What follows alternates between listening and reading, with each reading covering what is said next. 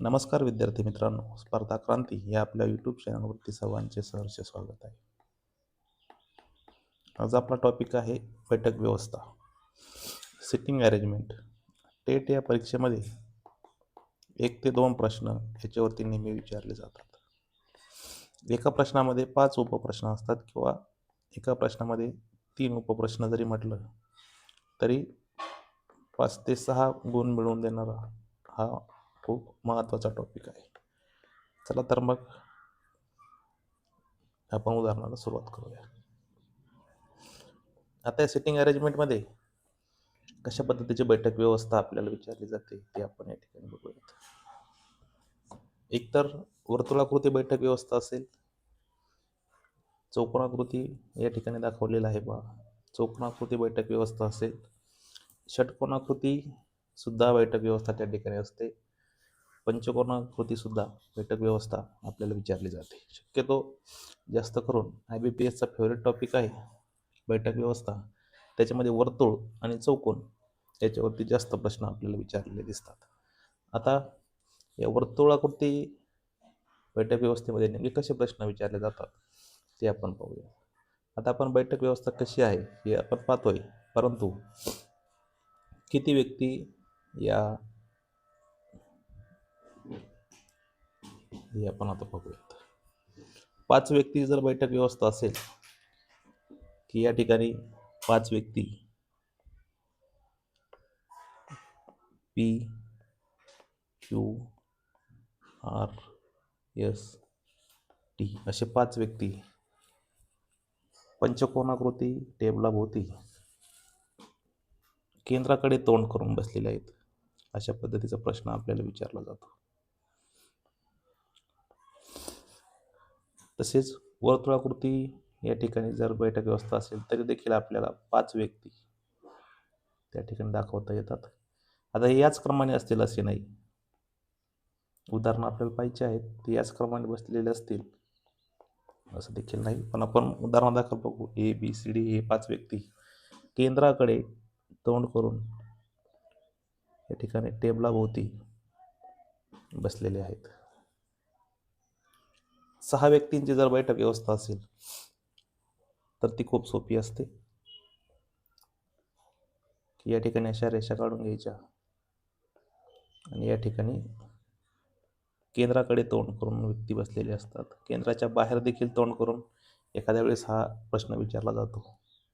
या ठिकाणी आपण 6 व्यक्ती P Q R S T आणि U ही 3 आणि ही 3 अशा पद्धतीने 6 व्यक्ती. षटकोनाकृती जर टेबल असेल तर त्या ठिकाणी देखील 6 व्यक्ती आपल्याला दाखवता येऊ शकतात. P Q R S T आणि U अशा पद्धतीने 6 व्यक्तींची बैठक व्यवस्था ही देखील आपल्याला दाखवता येते. IBPSला मागच्या वर्षी बँकिंगला 8 व्यक्तीची बैठक व्यवस्था हा टॉपिक त्या ठिकाणी विचारला गेला की 8 व्यक्ती कसे बसलेले असतात पहा. तर चौकोनाकृती जर टेबल असेल तर त्याच्यामध्ये कोपऱ्यावरती 4 व्यक्ती 1 2 3 आणि 4 आणि मध्यभागी या ठिकाणी 4 व्यक्ती 5 6 7 आणि 8 अशा पद्धतीने दाखवता येतात. तर अशा पद्धतीने आपल्याला हे व्यक्तींची तोंडे या ठिकाणी दाखवता येतात. मग त्याच्यामध्ये डावीकडे कोण आहे, उजवीकडे कोण आहे, समोर कोण बसलेला आहे, एक घर सोडून उजवीकडे कोण बसलेला आहे, 2 घर सोडून डावीकडे कोण बसलेला आहे, अशा पद्धतीने आपल्याला प्रश्न विचारले जातात. या ठिकाणी देखील 8 व्यक्ती विचारले जाऊ शकतात. तस वर्तुळाकृती टेबलाभोवती अशा पद्धतीने देखील 8 व्यक्ती आपल्याला दाखवता येऊ शकतात. या ठिकाणी आपण 1 2 3 4 5 6 7 आणि 8 अशा पद्धतीने 8 व्यक्ती केंद्राकडे तोंड करून बसलेले आहेत. आणि मग ते बैठक व्यवस्थेची उदाहरणं आपण ज्यावेळेस बघू ते हे आहे बेसिक, की आता या बेसिकमध्ये आपण काय काय पाहिलं की बैठक व्यवस्था कशा प्रकारची असते, किती व्यक्तींची असते. तर सर्वप्रथम वर्तुळाकृती बैठक व्यवस्था असते, चौकोनाकृती बैठक व्यवस्था असते, षटकोनाकृती असते, पंचकोनाकृती असते आणि सरळ रेषेत जसे आपण पंक्तीला बसतो तशा पद्धतीने सरळ या ठिकाणी रेषेमध्ये व्यक्ती बसलेले असतात. त्याच्यामध्ये 5, 6, 7, 8 पर्यंत जास्तीत जास्त 8 व्यक्ती त्या ठिकाणी बसलेले असतात. आता हे झालं फक्त बैठक व्यवस्था कशी असते हे आपण आता पाहतोय. पण ॲक्च्युअली किती व्यक्तींची बैठक व्यवस्था आहे, तर 5 व्यक्तींची बैठक व्यवस्थेमध्ये पंचकोन आणि वर्तुळ. 6 व्यक्तीची बैठक व्यवस्था असेल तर वर्तुळ त्यामध्ये येतो आणि षटकोन येतो. आणि 8 व्यक्तीची जर बैठक व्यवस्था तर वर्तुळामध्ये 5, 6, 7, 8 कुठल्याही व्यक्तींची बैठक व्यवस्था येऊ शकते. आणि IBP याचा फेवरेट टॉपिक म्हणजे वर्तुळाकृती बैठक व्यवस्था. आतापर्यंत जर IBPचे प्रश्न पाहिले तर जास्तीत जास्त प्रश्न आहे वर्तुळाकृती बैठक व्यवस्थेवरती आणि त्यानंतर जास्तीत जास्त प्रश्न आहे चौकोनाकृती किंवा आयताकृती बैठक व्यवस्थेमध्ये खूप सगळे प्रश्न त्या ठिकाणी विचारलेले दिसतात. आता आपण उदाहरणाकडे जाऊयात. या ठिकाणी 7 मित्र आहेत. तर एका सरळ रेषेत आपण पाहिलं की वर्तुळाकृती, चौकोनाकृती, पंचकोनाकृती आणि षटकोनाकृती बैठक व्यवस्था त्या ठिकाणी आपण पाहिली. आता आपण रेषेतली एका सरळ रेषेत, आता उदाहरण वाचताना पहिलं वाक्य आपण पाहू की 7 मित्र आहेत, CDEPQRS. आता हे CDE आणि PQRS काय घेतलंय तर आपल्याला PQRS ABCD अशी सवय झालेली असते, परंतु आपला फ्लो त्या ठिकाणी कुठेतरी ब्रेक व्हावा म्हणून अशा पद्धतीने CDE आणि PQRS अशा पद्धतीने व्यक्तीचे अल्टर नावं या ठिकाणी आपल्याला दिलेले आहेत. तर ह्याचे सुद्धा सराव करून घ्या की आपल्याला सरळ अल्फाबेटिकल नावच येतील असंही नाही, तर मिक्सिंग नावं सुद्धा या ठिकाणी IBPS आपल्याला विचारू शकतं. आता एका सरळ रेषेमध्ये हे विद्यार्थी किंवा हे मित्र त्या ठिकाणी बसलेले आहेत. तर आपण एक सरळ रेषा त्या ठिकाणी काढून घेऊ. आता या सरळ रेषेमध्ये उत्तरेकडे तोंड करून बसलेले आहेत. या ठिकाणी आपण म्हणू की हे उत्तर दिशा आहे आणि त्या उत्तर दिशेकडे ते तोंड करून बसलेले आहेत. ठीक आहे. आता पाहू क्यूच्या उजवीकडे फक्त 3 व्यक्ती बसलेले आहेत. आता या ठिकाणी आपण 7 व्यक्ती दाखवून घेऊ. 1, 2, 3, 4, 5, 6 आणि 7. आता यांची तोंड कुठे आहेत तर या उत्तर दिशेला आहेत. जो P आहे त्याच्या उजवीकडे, आता ही जी आहे हिला म्हणू आपण उजवीकडं, ही आपली उजवी बाजू आणि ही असेल आपली डावी बाजू. क्यूच्या उजवीकडे फक्त 3 व्यक्ती बसलेल्या आहेत. या ठिकाणी 3 व्यक्ती आपल्याला उजवीकडे सोडून क्यू बसलेला आहे. म्हणजे 1, 2, 3 किंवा इकडं असं देखील म्हणू शकतो 1, 2, 3 व्यक्ती जर आपण सोडल्या तर इथं बसलेला आहे क्यू. म्हणजे आपल्याला एक स्थान या ठिकाणी आपण निश्चित केलेलं आहे. आता पाहू Pच्या उजवीकडे फक्त C बसलेला आहे. या ठिकाणी जर C असेल तर C एक्झॅक्टली कुठं आहे हे आपल्याला आता निश्चित होत नाही. मग अशा वेळेस काय करायचं, हे वाक्य स्किप करायचं. याला आपण स्किप करू की Pच्या उजवीकडे C बसलेला आहे. म्हणजे त्या C जर इथं P जर या ठिकाणी असेल त्याच्या उजवीकडे C बसलेला आहे. कितव्या स्थानावरती बसलेला आहे हे आपल्याला माहिती नाही. नेक्स्ट जाऊ आपण. P आणि Eच्या मध्ये फक्त 3 व्यक्ती बसलेल्या आहेत. आता जो P असेल आणि जो E असेल या ठिकाणी आपण E दाखवू. आता एक्झॅक्टली आपल्याला त्या रेषेवर दाखवता येणार नाही कारण आपल्याला क्लिक होत नाही की हे नक्की कुठं बसलेले आहेत, कारण आपल्याला फक्त क्यूची जागा निश्चित झालेली आहे. P आणि Eच्या मध्ये फक्त 3 व्यक्ती आहेत. तो हा जो P आहे आणि याच्यामध्ये 1, 2 आणि 3 व्यक्ती त्या ठिकाणी बसलेल्या आहेत. ठीक आहे. D Rच्या उजवीकडे कुठेतरी बसलेला आहे. आता या ठिकाणी कुठेतरी D बसलेला आहे हे आपलं एक वाक्य आहे आणि जर तो डी आहे, तो डी आरच्या उजवीकडे, या ठिकाणी जर आर असेल तर त्याच्या उजवीकडे कुठंतरी बसलेला आहे, ठीक आहे. पण यशच्या डावीकडे बसलेला आहे. यशच्या तो कुठे आहे? डावीकडे. कोण? हा आर. तर आपल्याला एक गोष्ट माहिती आहे, पीच्या उजवीकडे जर फक्त सी बसलेला असेल तर या ठिकाणी आपण सी दाखवू शकतो, कारण पीच्या तो उजवीकडे बसलेला आहे. पी आणि ईच्या मध्ये 3 व्यक्ती आहेत. हा जो पी आहे, कारण इकडं पी जर इथं दाखवला तरच आपल्याला 3 व्यक्ती त्या ठिकाणी दाखवता येतील. म्हणून आपण या ठिकाणी ई की 1, 2 आणि 3 आपली आता वाक्यरचना बरोबर बसलेली आहे. पी आणि ईच्या मध्ये 3 व्यक्ती आहेत, ठीक आहेत. 1, 2 आणि 3 व्यक्ती या ठिकाणी 1, 2 आणि 3 व्यक्ती ई आणि ईच्या मध्ये बसलेल्या आहेत. डी आरच्या उजवीकडे कुठेतरी बसलेला आहे. हा जो डी आहे तो आरच्या उजवीकडे, मग तो एक इथे असेल किंवा इथे असेल, पण यशच्या तो डावीकडेच पाहिजे. म्हणजे जर या ठिकाणी आपण जर तो यश घेतला तरच आपल्याला डी या ठिकाणी दाखवता येईल. आणि राहिला कोण? आर, कारण तो आरच्या उजवीकडे आहे. आरच्या उजवीकडे आहे, आरच्या उजवीकडे त्या ठिकाणी हा डी आहे. आरच्या उजवीकडेच त्या ठिकाणी तो आहे, पण यशच्या कुठे आहे? डावीकडे आहे. वाक्यरचना पुन्हा एकदा आपण चेक करून घेऊया की सर्व आपले प्रश्न जे आपल्या प्रश्नामध्ये जे विचारलेलं आहे ते बरोबर आहे याची खात्री एकदा करून घेऊयात. आणि आता आपली बैठक व्यवस्था पूर्ण झालेली आहे. आता आपल्याला प्रश्नाकडे वळूयात. यस आणि आर यांच्यामध्ये किती व्यक्ती बसलेल्या आहेत असा आपला प्रश्न आहे. तर या ठिकाणी यस कुठे आहे? तर या ठिकाणी आहे यस, या ठिकाणी आहे आर. यस आणि आर यांच्यामध्ये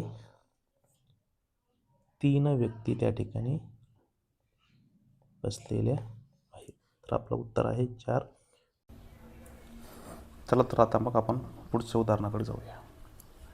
उदाहरण आहे ए बी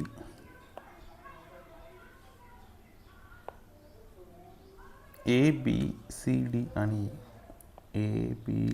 डी आणि हे 6 मित्र. लक्षात घ्या, 6 मित्राचं या ठिकाणी 6 व्यक्तींचा हा प्रश्न आहे.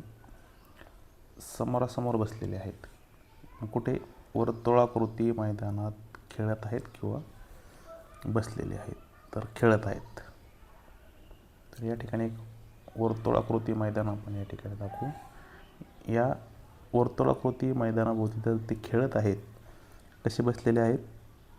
अशा पद्धतीने हे 6 मित्र एकमेकांच्या समोरासमोर बसलेले आहेत. अशा पद्धतीने समोरासमोर हे 6 व्यक्ती, 6 मित्र त्या ठिकाणी बसलेले आहेत. आता बघूयात. ई हा डीच्या डाव्या बाजूला बसलेला आहे. आता नेहमी वाक्यरचनेकडे लक्ष, ज्याच्या बाजूस बसलेला आहे त्याला नेहमी अगोदर घ्यायचं.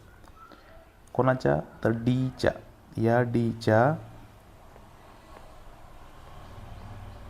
डाव्या बाजूला. आता हा जर डी असेल आणि ह्यांचे तोंड कुठे आहेत? मैदानात. समोरासमोर जर असतील तर यांचे तोंड कसे असतील? समोरासमोर. डीच्या डाव्या बाजूला. डीची ही कुठली बाजू आहे? उजवी. आणि डावी बाजू कुठे येईल? या ठिकाणी ही आहे डावी बाजू. तर आपल्याला डीच्या डाव्या बाजूला ई आहे. म्हणजे कुठे येईल तो डाव्या बाजूला?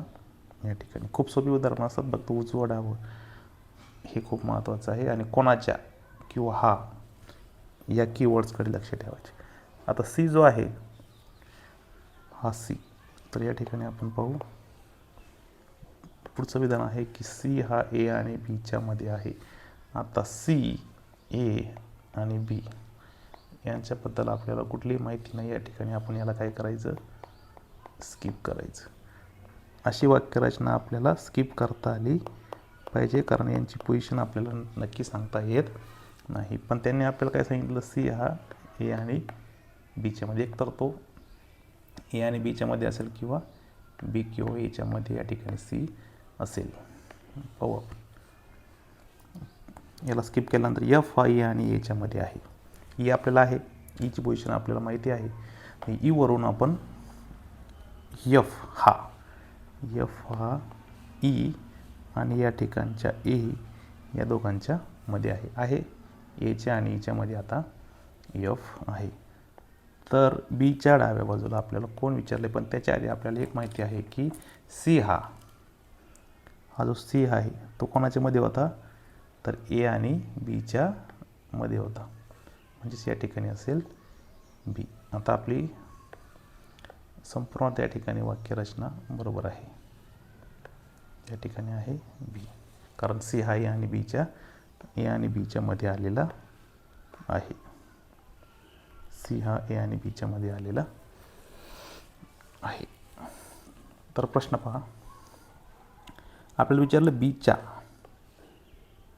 डाव्या बाजूला कोण आहे. हा जर बी असेल तर याची ही कुठली बाजू असेल, डावी.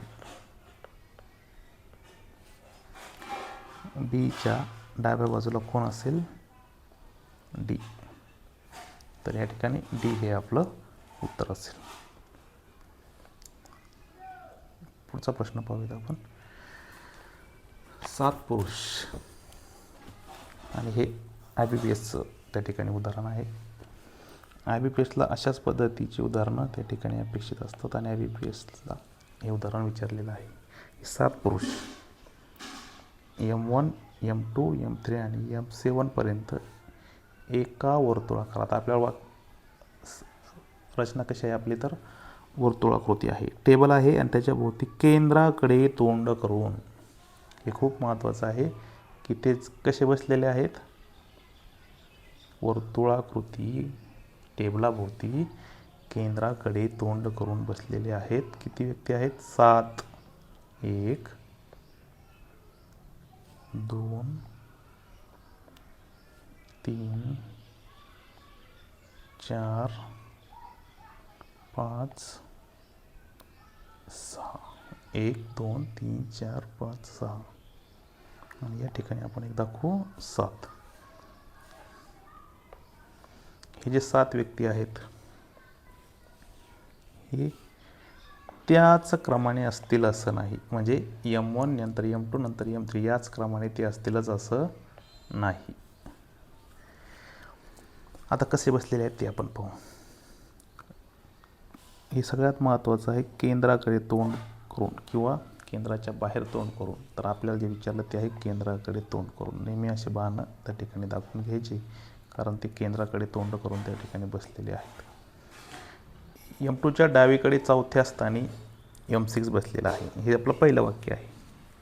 आता मी तुम्हाला सांगितलं की ज्याच्या डावीकडे किंवा उजवीकडे बसलेले असेल त्याला अगोदर घ्यायचं. मग आपण सगळ्यात अगोदर घेऊ M2. इथं घेऊ, कुठे घेऊ शकता, या ठिकाणी दाखवू शकता, या ठिकाणी दाखवू शकता, परंतु आपल्याला जे सोयीस्कर असेल त्या ठिकाणी आपण ते दाखवू शकतो. आता M2च्या डावीकडे, आता डावी म्हटल्यानंतर इकडची बाजू आपली जी डावी आहे ती डावी, कारण तो तिकडे बसलेला आहे. या ठिकाणी आहे डावी. आता या डाव्या बाजूला चौथ्या स्थानी 1 2 3 आणि 4. तर या चौथ्या स्थानी कोण बसलेला आहे, M6 त्या ठिकाणी बसलेला आहे. M6 आपला, हे पहिलं वाक्य आपलं त्या ठिकाणी बसलेलं आहे. आता यानंतर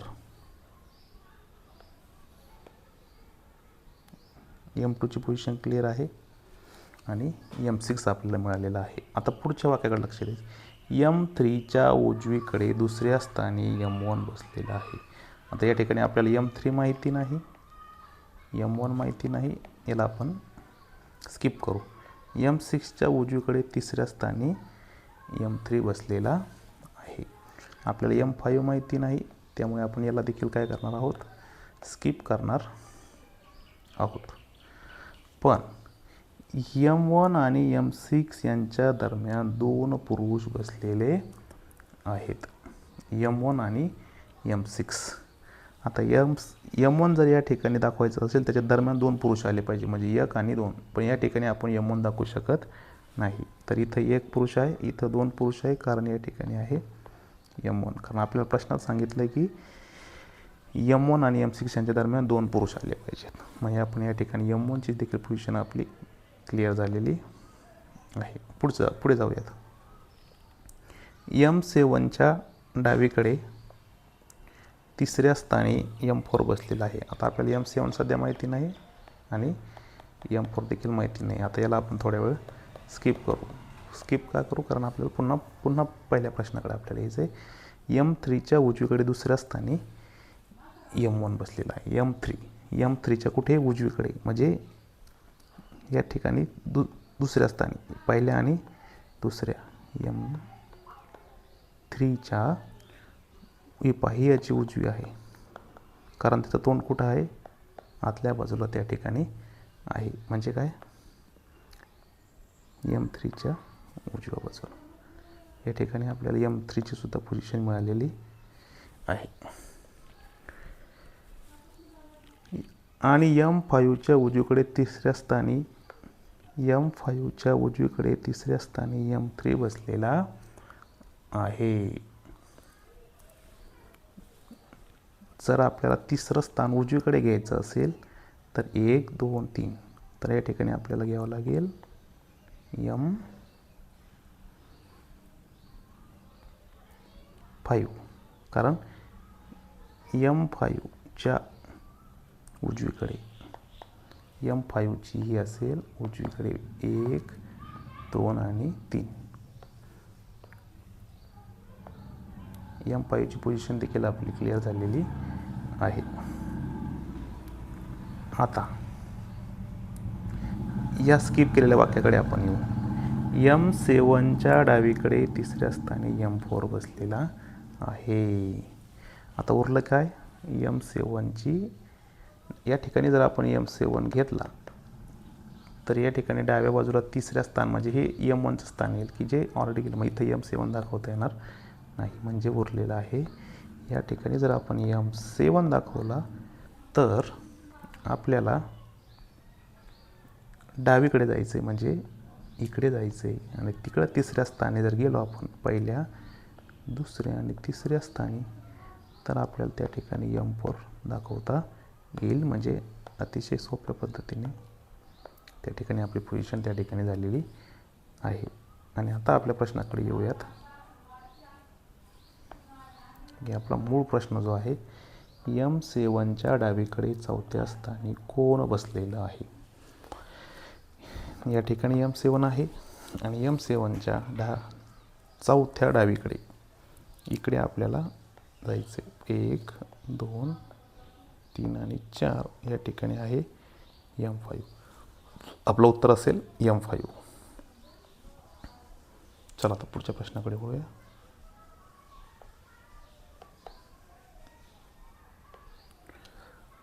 आठ मित्र,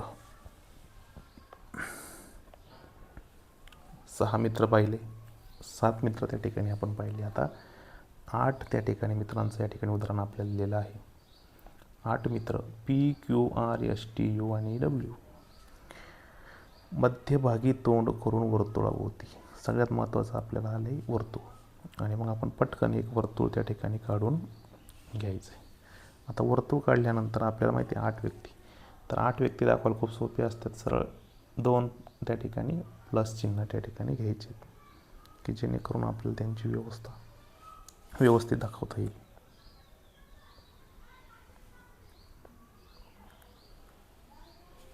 पहा, अशा पद्धतीने आपल्याला 8 व्यक्ती त्या ठिकाणी दाखवता येतात. आता हे वर्तुळाभोवती जर बसलेले असतील तर सगळ्यात महत्त्वाचं कीवर्ड आहे मध्यभागी तोंड करून. या ठिकाणी मध्यभाग आहे आणि त्याच्याकडे त्यांनी तोंड केलेलं आहे.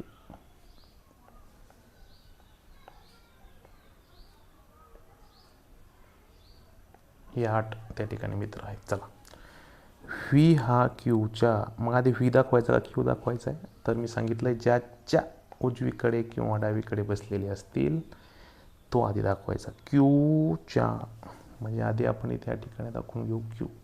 तुम्ही कुठेही त्या ठिकाणी क्यू दाखवू शकता, परंतु आपल्या सोयीसाठी आपण या ठिकाणी क्यू घेऊ की जेणेकरून आपल्याला उजवी आणि डावी ही बाजू दाखवायला सोपी जाते, म्हणून आपण त्या ठिकाणी ते घेऊ. आता क्यूच्या उजवीकडे ही आहे उजवी, पहिला, दुसरा आणि तिसरा.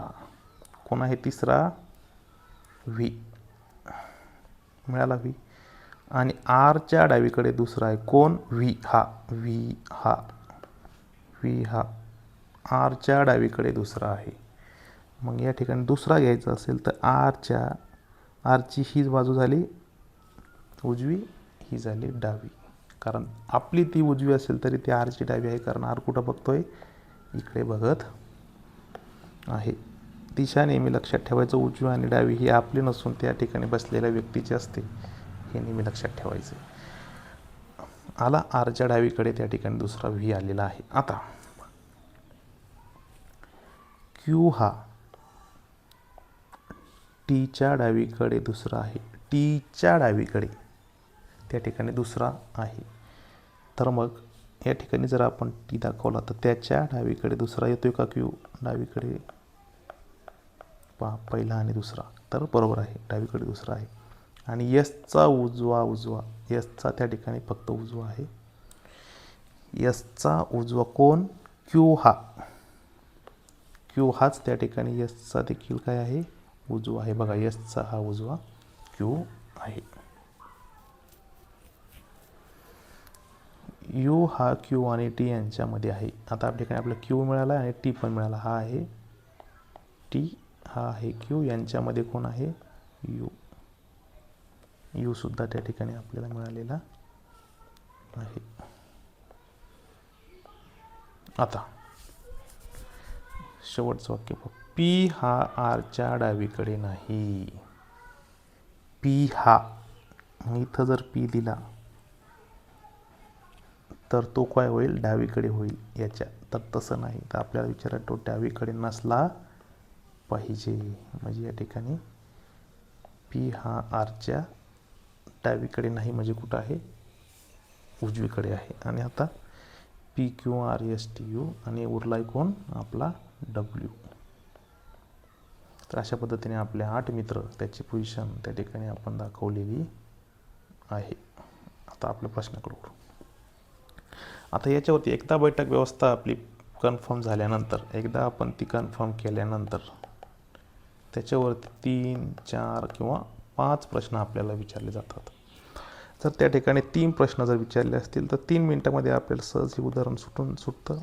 4 आणि 5 असतील तर 3 मिनटात सुद्धा आपले 2 मिनटं वाचतात. म्हणजे आपल्याला याच्यावरती कुठल्याही पद्धतीने कसाही प्रश्न त्या ठिकाणी विचारला जाऊ शकतो. आपला प्रश्न विचारला आहे, यसच्या डावीकडे नेमकं कोण आहे? तर हा आहे आपला यस. ही आहे उजवी, ही आहे डावी. तर त्याच्या डावीकडे कोण आहे? पी आहे. यसच्या समोर कोण आहे? तर व्ही आहे. यसच्या उजवीकडे दुसरा कोण आहे? तर यू आहे. म्हणजे अशा उजवीकडे दुसरा कोण आहे, डावीकडे दुसरा कोण आहे, समोर कोण आहे, अशा पद्धतीने 5 प्रश्न नेहमी या ठिकाणी विचारले जातात. आणि हे हातचे मार्क आहेत. एकदा जर बैठक व्यवस्था आपण ठीक केली तर हे आपले हातचे मार्क त्या ठिकाणी आपल्याला मिळून जातील. आणि हा खूप महत्त्वाचा प्रश्न आहे. आपण वर्तुळाकृती त्या ठिकाणी बैठक व्यवस्था पाहिली. सरळ रेषेमध्ये जसे विद्यार्थी किंवा आपण पंक्तीला बसतो, तर सरळ रेषेमध्ये सुद्धा आपण मुलं पाहिले. आता आपल्याला 8 सदस्य आयताकृती उदाहरण आपण त्या ठिकाणी पाहू की एक क्लब आहे. ठीक आहे, 8 सदस्य आहेत. A B C D E F आणि जी आणि एच 8 आहेत. सगळ्यात महत्त्वाचं, हे आयताकृती टेबलाभोवती बसलेले आहेत. मग आपल्याला सर्वात प्रथम एक काम करायचं की काय करायचं आहे? एक आयताकृती टेबल त्या ठिकाणी काढून घ्यायचा आहे. आता या ठिकाणी तो आयताकृती पाहिजे. ठीक आहे, झाला आयताकृती. ओके. आता 8 सदस्य आहेत, त्यापैकी 4 जण टेबलाच्या कोपऱ्यात बसून बाहेरील बाजूला बघत आहेत. हे जे कोपऱ्यातले आहेत हे कुठं बघत आहेत? बाहेरील बाजूला. तर ते आपण त्या ठिकाणी दाखवून घेऊ.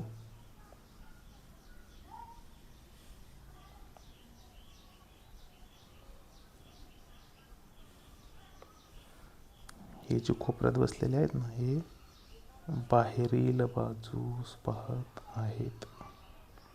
पुढे, तरी 4 जण टेबलाच्या बाजूंच्या मध्यभागी बसलेले आहेत आणि टेबलाच्या मध्यभागी, हे खूप महत्त्वाचं आहे. ते कुठे पाहत आहेत हे खूप महत्त्वाचं आहे. हे जे 4 जण मध्यभागी बसलेले आहेत, बाजूंच्या मध्यभागी सुद्धा 4 जण बसलेले आहेत आणि हे कुठे पाहत आहेत? मधोमध. दिशा या ठिकाणी खूप महत्त्वाची आहे. आता सगळ्यात महत्त्वाचं, हे जे बसलेले आहेत हे कुठल्या क्रमाने कसे बसलेले आहेत ते आपल्याला त्या ठिकाणी पाहायचं आहे. चला तर मग, डी हा जीच्या उजव्या बाजूला 3ऱ्या क्रमांकावर बसलेला आहे. कोणाच्या? तर जीच्या. ज्याच्या बसला त्याला 1 नंबर घ्यायचा. जीच्या उजव्या बाजूला, जीची ही आहे उजवी बाजू, तिच्या 3ऱ्या क्रमांकावर, पहिला, दुसरा आणि या 3ऱ्या क्रमांकावर आहे जीच्या डी. हा डी, हा म्हणजे डी त्या ठिकाणी आपल्याला मिळालेला आहे. ई हा सीच्या डाव्या बाजूला, आता ई हा सीच्या डाव्या बाजूला 3ऱ्या क्रमांकावर बसलेला आहे. हे आपल्याला माहीत नाही. अशा ठिकाणी आपल्याला सगळ्यात महत्त्वाचं करायचं स्किप, कारण आपल्याला एक्झॅक्टली ई आणि सी माहिती नाही. जी मध्यभागाकडे पाहत आहे, ठीक आहे. जी हा मध्यभागाकडेच पाहतो आहे, हे वाक्य आपल्याला ऑलरेडीच मिळालेलं आहे. एफ हा ईच्या तात्काळ शेजारी नाही. एफ आणि ई हे शेजारी शेजारी नाही. ठीक आहे, याला सुद्धा आपण करू स्किप, कारण हे आपल्याला माहिती नाही. एच हा मध्यभागाकडे बघत आहे. मग एच हा एकतर या ठिकाणी असू शकतो, या ठिकाणी असू शकतो किंवा या ठिकाणी असू शकतो. ठीक आहे, तो कारण तो मध्यभागाकडे पाहत आहे, म्हणजे तो कडेला नाही. ए हा एफच्या तात्काळ शेजारी नाही. म्हणजे ए आणि एफ हे शेजारी शेजारी नसले पाहिजे. ठीक आहे. सी कोपऱ्यावरती बसलेला नाही. मग सी जर कोपऱ्यावरती नाही तर या ठिकाणी सी सुद्धा बसलेला आहे आणि ए आणि बी हे कर्ण रेषेमध्ये बसलेले आहेत. म्हणजे या ठिकाणी जर डी जर असेल तर या ठिकाणी ए बी आपल्याला घेता येणार नाही, कारण ते कुठं बसलेले आहेत? कर्ण रेषेमध्ये. म्हणजे इथे जर ए घेतला तर इथं बी घ्यावं लागेल, किंवा या ठिकाणी ए घेतला तर या ठिकाणी बी घ्यावा लागेल. आता पुन्हा आपण जे स्किप केलं आहे त्याच्याकरता येऊ. ई हा सीच्या डाव्या बाजूला 3ऱ्या क्रमांकावरती आहे. ई जो आपल्याला घ्यायचा आहे तो डाव्या बाजूला 3ऱ्या क्रमांकावर आला पाहिजे. मग या ठिकाणी आपण जर येऊ शकत नाही. मग या ठिकाणी जर आपण ई घेतला तर पहा, ई सीच्या तो बरोबर डाव्या बाजूला त्या ठिकाणी येतो. म्हणजे या ठिकाणी याच आपण घेऊ शकत नाही. म्हणजे आपल्याला ई मिळाला आणि सी देखील मिळाला. आपल्याला सी मिळाला, जी मिळाला, ई मिळाला आणि डी मिळाला. आता पुढे पाहूयात. एफ हा ईच्या तात्काळ शेजारी नाही. म्हणजे या ठिकाणी जो एफ आहे तो या ठिकाणी येणार नाही. म्हणजेच आपल्याला जो एफ दाखवायचा आहे तो या ठिकाणी एफ दाखवावा लागेल, कारण तो तात्काळ त्याच्या शेजारी आलेला नाही. आपल्याला डी मिळाला, जी मिळाला, ई मिळाला, सी मिळाला. आता एफ हा ईच्या शेजारी नाही जे जर मिळालं तर कोपऱ्यावरती आपल्याला बी आणि सी त्या ठिकाणी मिळालेले आहेत. म्हणजे या ठिकाणी आपल्याला बी मिळेल, या ठिकाणी ए मिळेल, या ठिकाणी आपल्याला एच मिळेल. सगळ्यात महत्त्वाचं आपल्याला हे जे वाक्य आहेत हे स्किप करून पुढे जाता आलं पाहिजे. पुढे गेल्यानंतर आपल्याला त्याची लिंक लागते आणि पुन्हा आपण वापस येऊन त्या ठिकाणी आपल्याला ते व्यवस्थितरित्या त्याची प्रश्नाची उत्तर आपल्याला त्या ठिकाणी मिळतात. तर या ठिकाणी आपली बैठक व्यवस्था त्या ठिकाणी व्यवस्थित झाली. आता या उदाहरणाकडे पाहू. डीच्या समोर कोण बसलेला आहे? या ठिकाणी डी आहे आणि डीच्या त्या ठिकाणी जर समोर पाहिला, समोर म्हणजे कुठे सरळ, तर तो आहे ई. डीच्या समोर आपल्याला ई बसलेला आहे. आता पुढचा प्रश्न आपण पाहू. प्रश्न आहे बीच्या तात्काळ उजवीकडं कोण आहे? आता बी पाहू आपण कुठे. या ठिकाणी आहे आपला बी. बीच्या तात्काळ उजवीकडे. आता या ठिकाणी जर बी आपण पाहिला तर त्याची ही बाजू आणि ही बाजू कुठली आहे ती आपण, पण बी कुठे पाहतोय तर बीचं तोंड त्या ठिकाणी केंद्राच्या बाहेर आहे. जर तो इकडे तोंड करून बसलेला असेल तर त्याची उजवी बाजू असेल इकडे, म्हणजे एफ हा तात्काळ उजवीकडे येईल, एच येणार नाही. तर एच हे उत्तर नसून एफ हे उत्तर आहे, कारण तो केंद्राच्या बाहेर पाहत आहे. कारण आपल्या उदाहरणामध्ये सांगितले आहे की जे कोपऱ्यात बसलेले आहेत ते बाहेरील बाजूला बसलेले आहेत. बऱ्याच वेळा आपण उदाहरण सोडवण्याच्या फ्लोमध्ये की तो आतील बाजूला पाहत आहे असे करून उजवीकडची बाजू म्हणून एच लाच टिक करतो आणि या ठिकाणी एच हा दुसराच पर्याय आहे. आपण तिसरा पर्याय न पाहता दुसऱ्याच पर्यायाला गडबडीमध्ये टिक करतो आणि आपले उदाहरण चुकू शकते. तेव्हा तो नक्की केंद्राकडे पाहतोय की बाहेरील बाजूला पाहतोय, त्याची उजवी कुठली डावी कुठली या बाजू पाहणं खूप महत्त्वाचं आहे. त्यानंतर कोण मध्यभागी पाहत आहे? तर या ठिकाणी आपण पाहिलेलं आहे की एच सी एफ आणि हा जो जी आहे ते मध्यभागी पाहतात, एच सी एफ जी. तर हा जे एफ आणि जी आहेत 3 आणि 4 हे कुठे पाहतात तर मध्यभागी पाहत आहेत. अशा पद्धतीने आपण बैठक व्यवस्था त्या ठिकाणी पाहिलेली आहे. व्हिडिओ जर आवडला असेल तर निश्चितपणे लाईक करा, शेअर करा आणि सबस्क्राईब करायला विसरू नका. धन्यवाद.